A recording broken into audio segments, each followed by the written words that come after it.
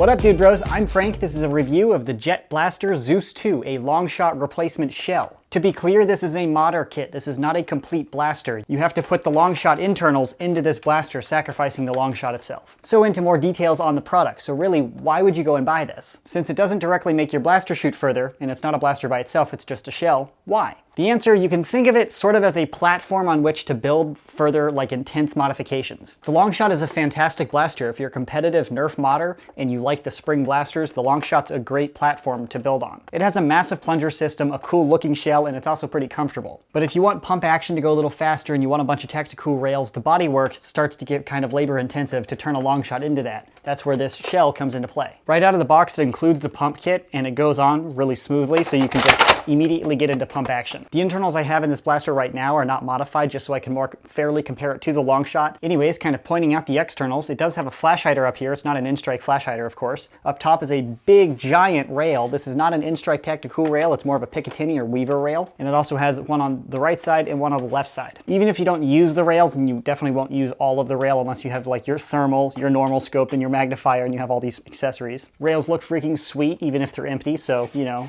style points. But if you're an operator, and since it's operator gray, yeah, it's called operator gray, the gray version. Operators, of course, have to have cool optics. So here's an EOTech. Do I look like an operator yet? In my blue shirt. This is a replica EOTech I got on eBay. But if you're a sniper, you know, because it can, here's that. This is a SIG 1:6 optic with a LaRue quick detach mount. It makes the blaster about 5 or 6 times heavier and about 15 times more expensive. Total overkill, but I'm an operator. And of course, because it's a Picatinny rail, it doesn't work with Nerf attachments. Way to screw up my audio concrete floor. So rails, muzzle, pump grip down here. This is included in the kit, and the shell up here is designed to work specifically with this pump kit. You can attach a pump action kit to a Longshot and it'll work, but this one's optimized for it. So the pump stroke, when you stroke it like that, oh yeah, it's nice and smooth.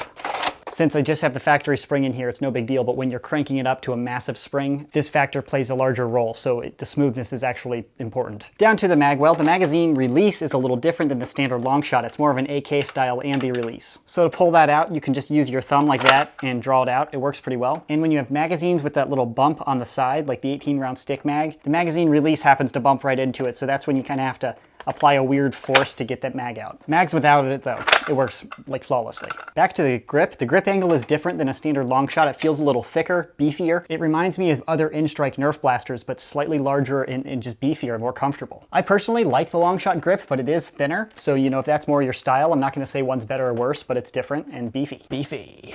And the plastic and the overall shell feels more rigid than the Longshot. The Longshot, I would say, is one of the more refined blasters out there right now, but when you flex on it, you can kind of feel it move a little bit more. And honestly, before I felt the Zeus 2, I wouldn't have said that about the Longshot because I thought it was just fine. But this one is more rigid and stronger. And again, with the factory internals, it's totally not helping anything. But when you pump it up and you're really stressing the internals, that plays a larger factor. And now to the stock. This is an adjustable stock, and to adjust it, you push a little button right here.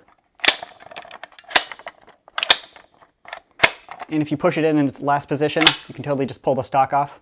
Don't really know why you'd need to do that, but you can. But the stock is a little short, and that kind of bums me out. In my mindset, if you're gonna go out of your way to build a new shell, it seems like the longer stock is something that's more fitting to the adult modder group. This is in the longest position, and it still feels very compact and small. Super precise comparison, the Longshot actually looks a little bit larger in the stock area, which is shocking. I sort of get it for most people who don't need a super long stock, but it seems like one of those, like, if you're gonna go out of your way to completely redo it, you might as well add a longer stock, or at least the same length. Although I believe the Jet Blaster company is based out of Singapore, and their average height is smaller than in the United States. I'm 6'3" in height, so I complain about size a lot, but the ladies don't. Ayo. But with most Nerf blasters, it doesn't really matter, but I pointed out in this blaster in particular because it's designed to be cranked to the max, so you have a really strong spring. And when I use a Nerf blaster like that, I don't want to be using my hands to prime it as much. I want to brace it up against my shoulder and pump it off my shoulder, and it makes it a little easier to pump. And when it's braced off your shoulder, you can kind of stay on target a little bit easier than not. So I'd appreciate a little bit more length. That being said, the locking mech is pretty strong, so when you pound on it,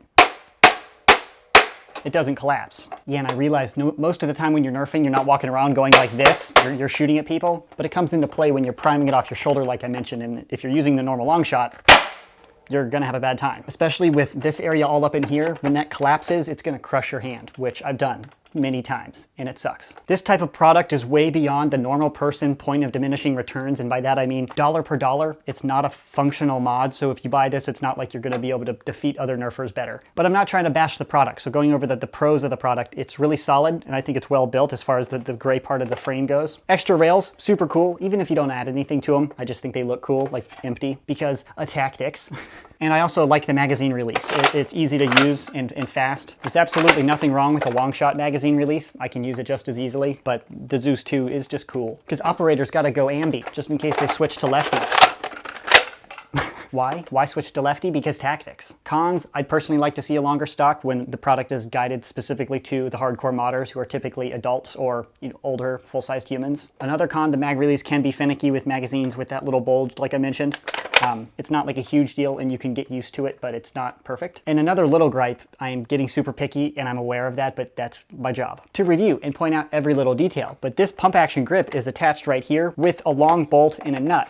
And I just feel like that's less professional than the rest of the shell. It's injection molded, it looks fantastic, it feels great, it feels like a very professional part. And then you just have this nut hanging out on the side here, and it just kind of seems very homemade. Worker has some parts like this where they embed the nuts on the inside, so then you have two screws going in and it just looks a little bit cleaner. It's such a small detail, but I feel the need to point it out, so I did. And another comment, it's not really a con, it's just kind of my opinion. I'm not a huge fan of external pump arms. I feel like if you, again, go out of your way to design the shell from the get-go, you might as well like embed those on the inside so you don't see them. Modifying the Longshot to do it that way is pretty tricky, but if you create it, you can kind of just inset them or make a little piece of plastic on the outside. I mean, Worker did it for their pump kit. It has the same style arms, very strong, just as strong, but it has a little bit of plastic on the outside, so if that's not clear, it's painted or opaque, you can't see that, so it just looks a little bit more refined and professional. But overall, I'm pretty happy with the Zeus 2 for what it offers and for what it does. This one, again, is an operator gray, because I'm an operator, and